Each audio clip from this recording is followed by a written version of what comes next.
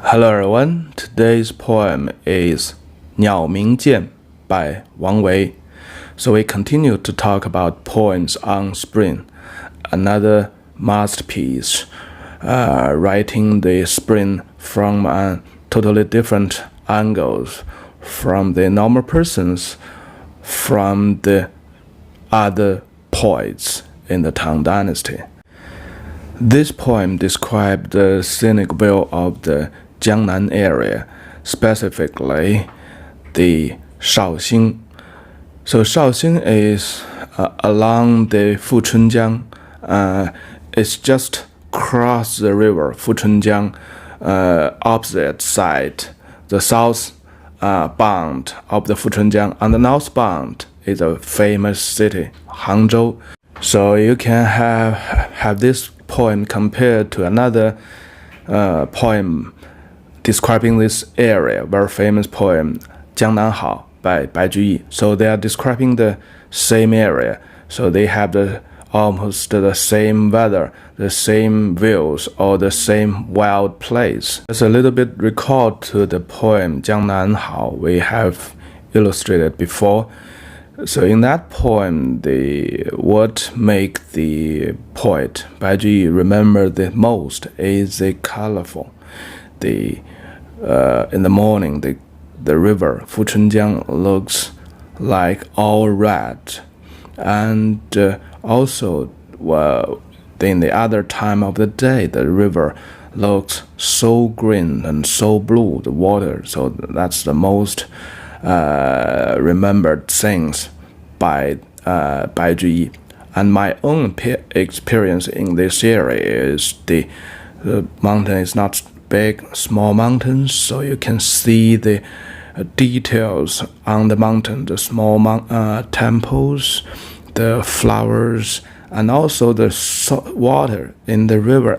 It feels so tenderness and softness. So that's a very, very distinguished features in this area. Wang Wei visited this area just for travel, for touring, and he stayed in his friend's house, which named is云溪别墅, the villa of Yunxi. Yun is cloud, Xi is creek, and Yunxi also has a old name, which is Ruoyexi. So roughly several hundred years ago, a very, very famous poet writing about Ruoyexi, it described the Ruoyexi, the creek, like this: 蝉噪林愈静，鸟鸣山更幽。蝉 cicada.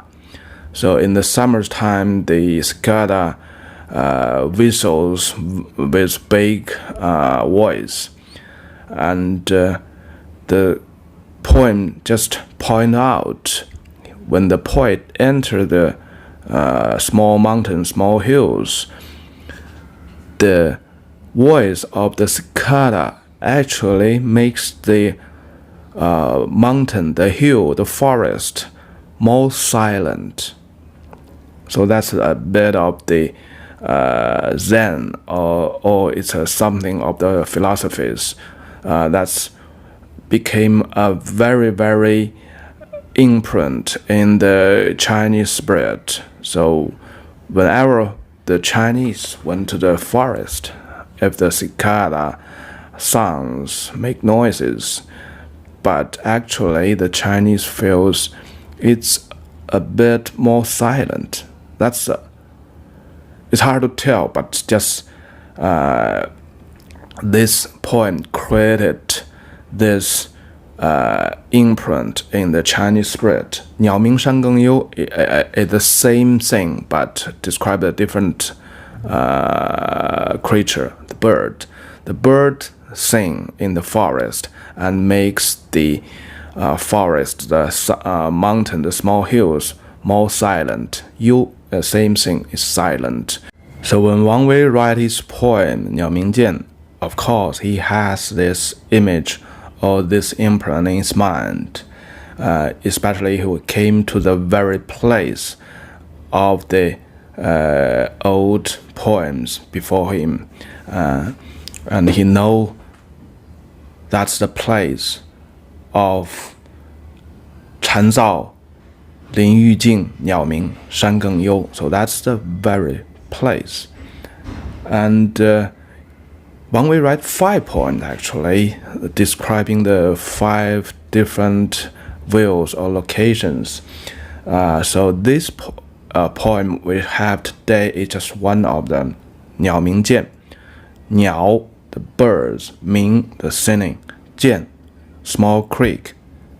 So from the title you know he actually is make his salute to the classic poems or the classic literature.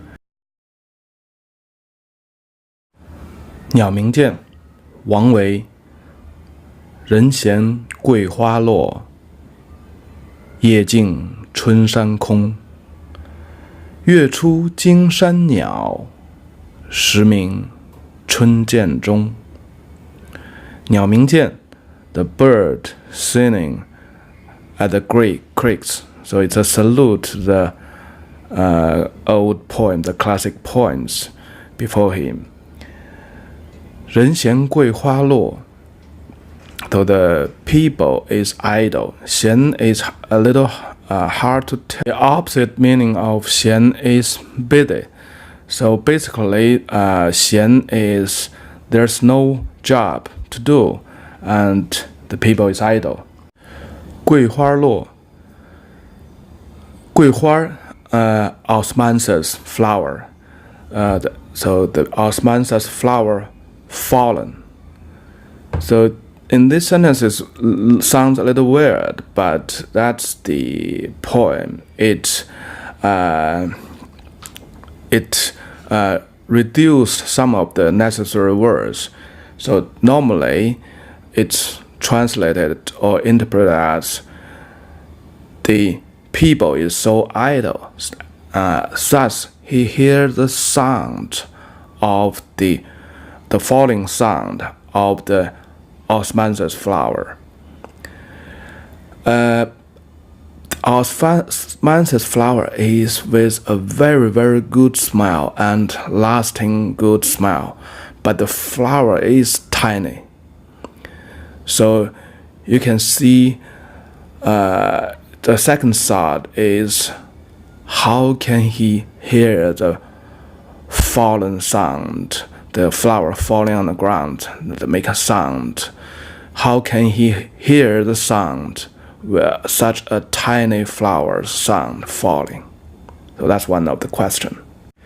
The other question is, the osmanthus flowers blossom in the August, the lunar calendar August. So normally it's October in the current calendar. And this poem is describing about the spring. So how the osmanthus flower past its blossom and the flowers falling in the springtime. That's another question. So there's some argument that there's some type of the spring osmanthus flowers, so-called 春桂, spring osmanthus flower. Okay, just let it be. And another explanation is because Wang Wei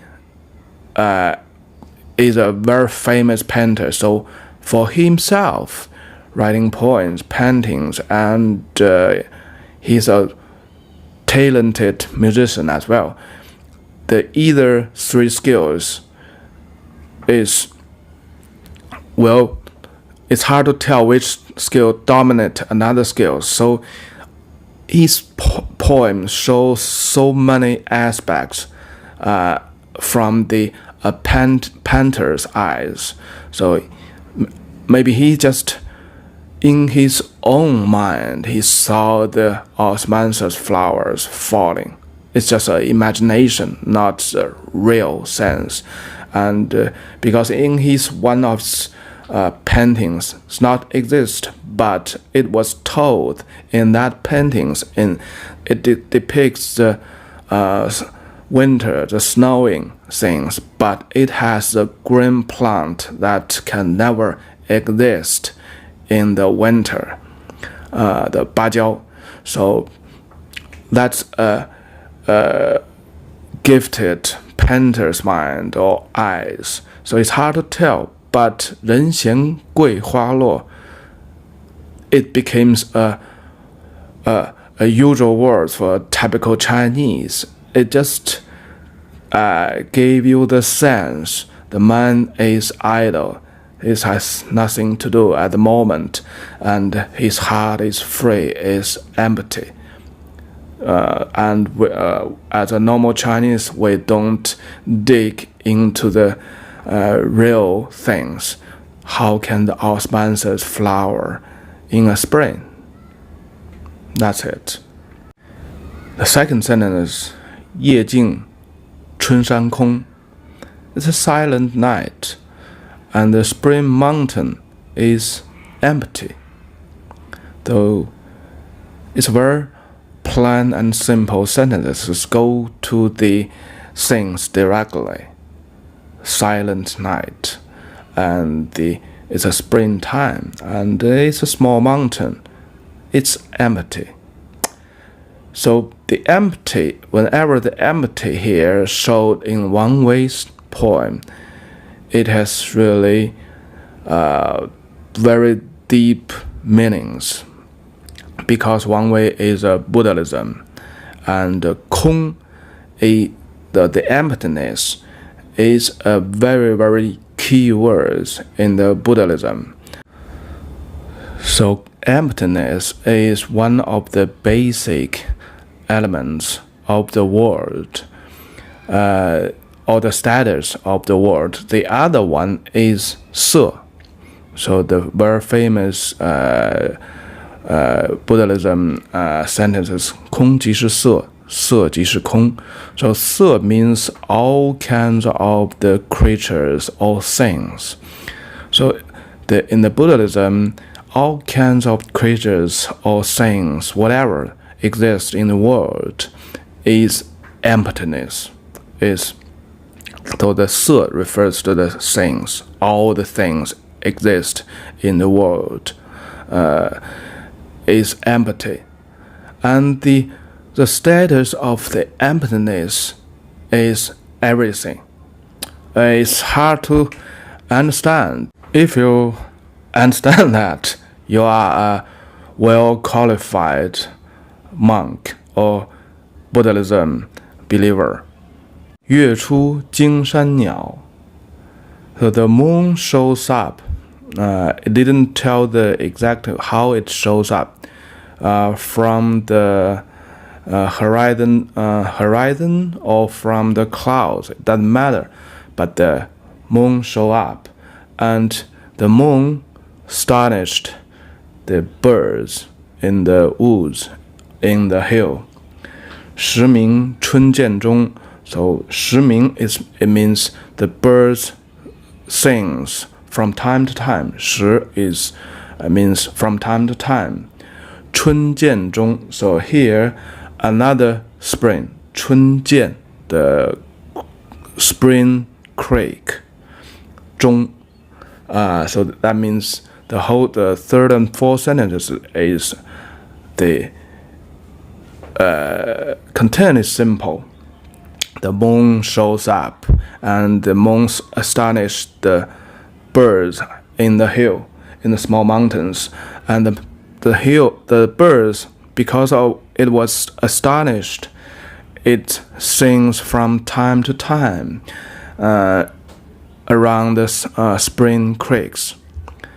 So that's all, and it's very obviously that this poem is depicting depict the sort of the pictures, use of words to describe a scenic view of pictures. And also Wang Wei, he's a talented painter. So he saw the things from an always from a different angle. And also this poem was a salute to the classic poem 蝉噪林愈静，鸟鸣山更幽. So we have just explained the old poems.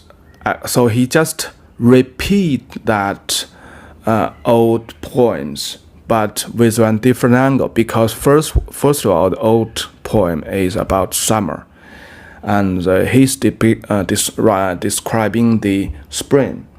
So he said, 人闲桂花落，夜静春山空. So it's a very emptiness. The point is also about the emptiness or the silence from the very beginning, the first two sentences. And the third and fourth sentence is go to the old poem directly, but it gives a dynamic pictures because there's movement.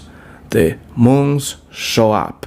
So that's sort of the actions, so dynamic pictures. And the birds was astonished. So that's another sort of the actions. So that it's a bit dynamic, and the birds singing in the spring creeks. So it's have the very detailed picture ski descriptions. It also describes some of the movements. So normally, when the Chinese appreciate this poem, there's two words very important, 人闲. So this poem actually, the meaning is quite different than the old poem because it's about something of the Zen or the status of the Wang Wei. So it's the time being still is a very, very prosperous time period. So everything in its best status. So Wang Wei is traveling, pay a visiting to his friends. He's touring. So he should be in a very good and happy life. But 人闲 here actually point out the from the Wang Wei's inner mind. He's a little stay away from the social things, the political things. He want to be an idle person. This part of he don't like the politics. The other part is he was so fond of, or he was a true believer of the Buddhism. So in this poem, the other very key words is 空, 春山空. So that makes the association of the Buddhism. It's a Zen, it's a practice of Zen. It's emptiness or it's everything, or everything is emptiness. So the greatest time period looks everything in its magnificent status. So the people from all over the place to the capitals, all kinds of the products or services you can enjoy with the beautiful ladies, the wines, everything is in its best situation. But all this could be emptiness if we think or look at from a Buddhism's view. So that's Wang Wei's thoughts. All this prosperous is empty. So that's the real philosopher's thoughts. And the third and fourth sentence is just a salute to the old poem, because this poem, I think the originations is from that old poem. And but from what I thought, he has expressed all his feelings through the sentence 1 and sentence 2. 人闲, he's idle, and the prosperous Tang Dynasty is just emptiness. So if we look back at the poem 江南好 by Bai Juyi and try to feel the difference, you can see how the thoughts or the philosophies impact the poems.